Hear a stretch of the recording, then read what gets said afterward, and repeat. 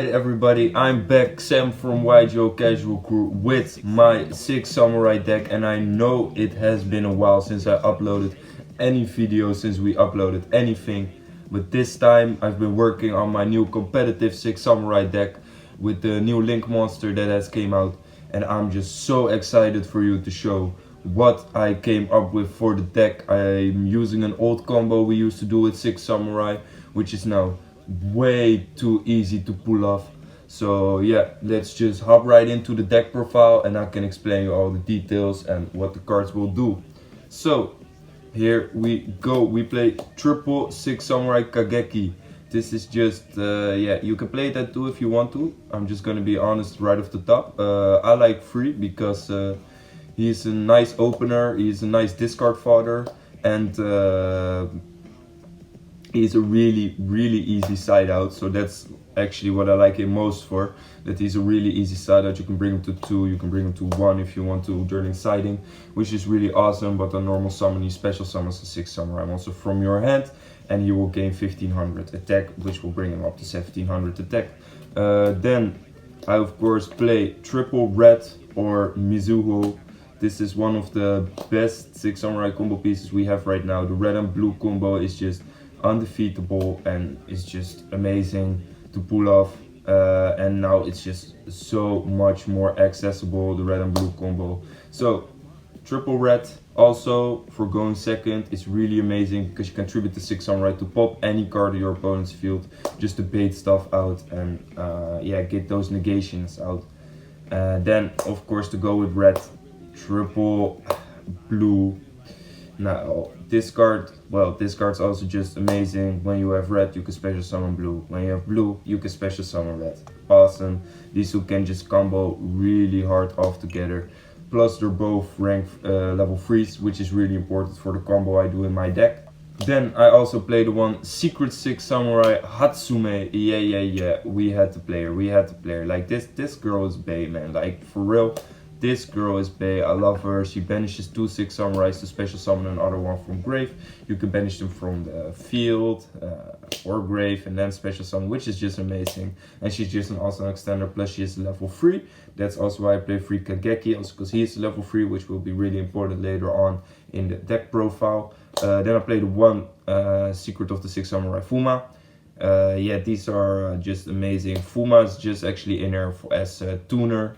And yeah, sometimes his destruction effect will come in handy, but he's mostly here for being a tuner and just getting him out through dojo or something. It's just always really nice to go into Shien, which I always love to do.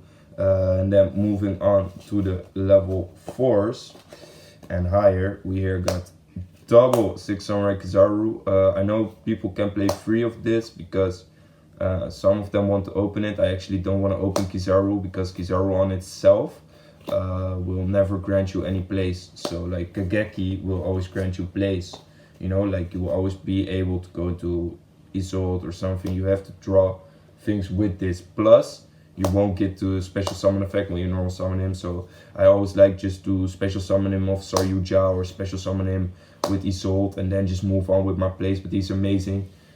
He's a 1900 attacker, which is just great.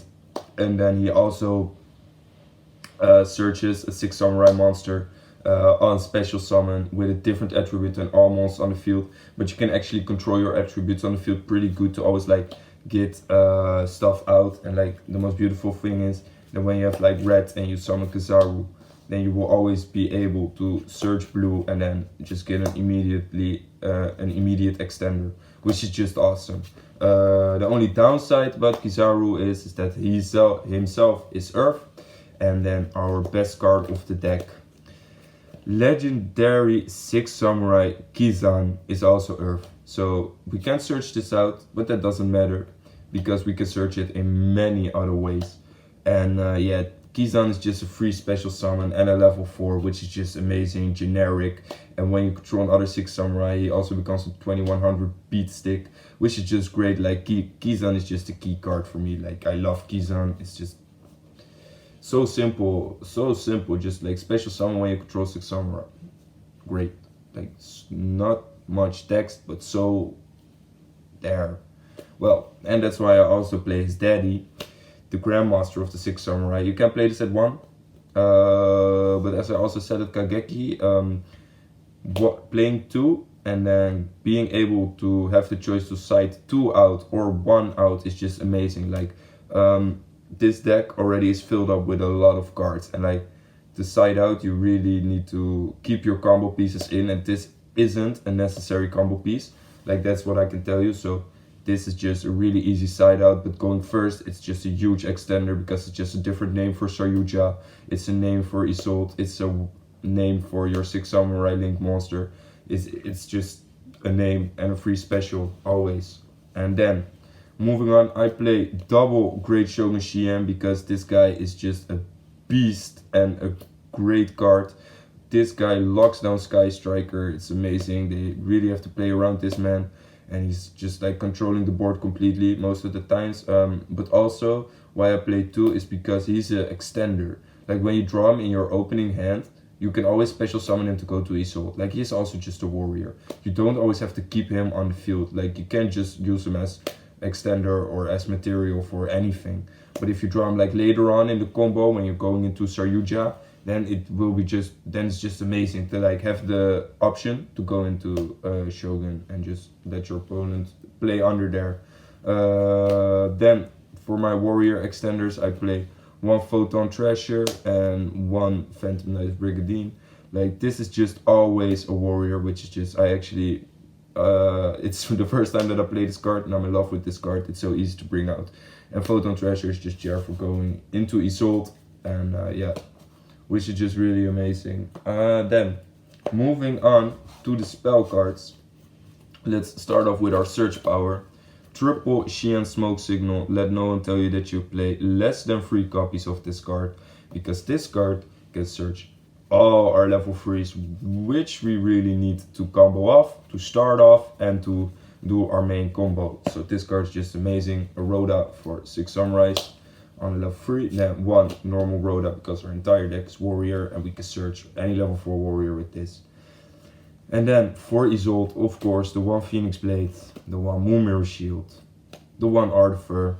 This card just came in clutch way too many times, because when you equip it on a 6 Samurai monster and then link off into Isolde, this, because it's Noble Arms, will re-equip on a Noble Knight monster, which is just amazing that that's possible.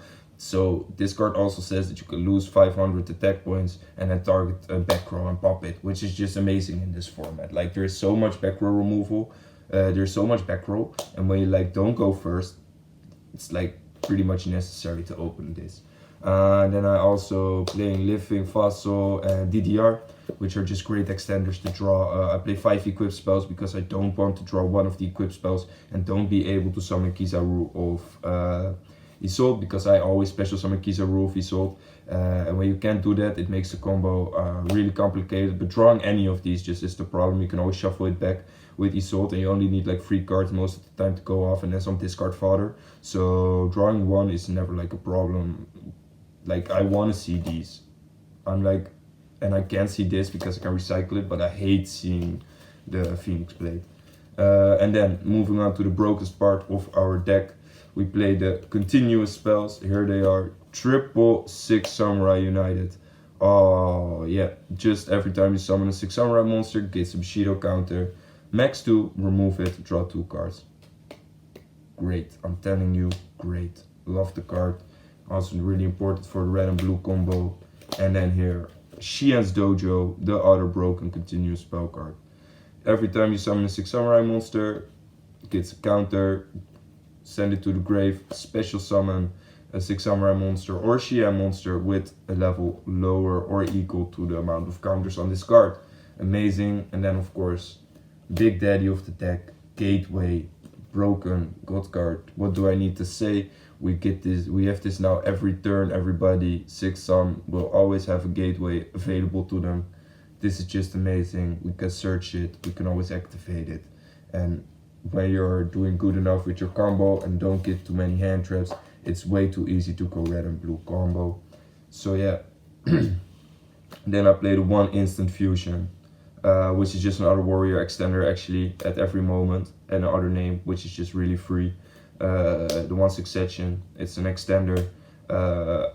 I chose to not play Call by the Grave, but play extenders. So yeah, that's what I did, so that you don't have to neck yourself, but you can just extend instead of get harmed by the Ash or whatever.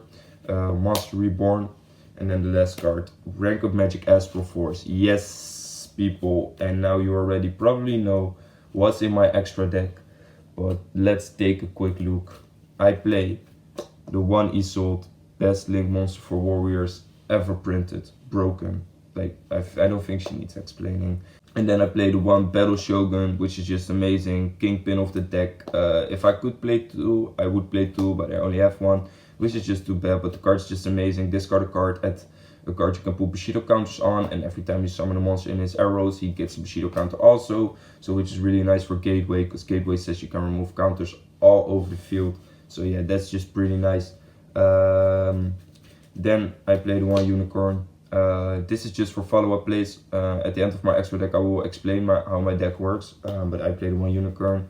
Then I play double Saryuja. Yeah man, you need to sometimes, also because when you first get negated you want to be able to make a second one, or when your combo gets interrupted or something and you can't go full combo on them, you need to go into your second Saryuja to draw new resources. So, but most of the time I make one, but if I can flex I will always make two, of course, which is just great. Then I also play Brawl Load and Brawl Sword. I like having both of them in my extra deck, and this is just for this my second turn of the duel, so that I will be sure to be sure that I can finish the game that turn, because I play in my extra deck the one Barbarian Shark. And now you already know what's coming, of course, like this is this package. And then we are still playing Zexal, boys. Yes, because Zexal is just a beast, a god card. She just says pass turn to your opponent.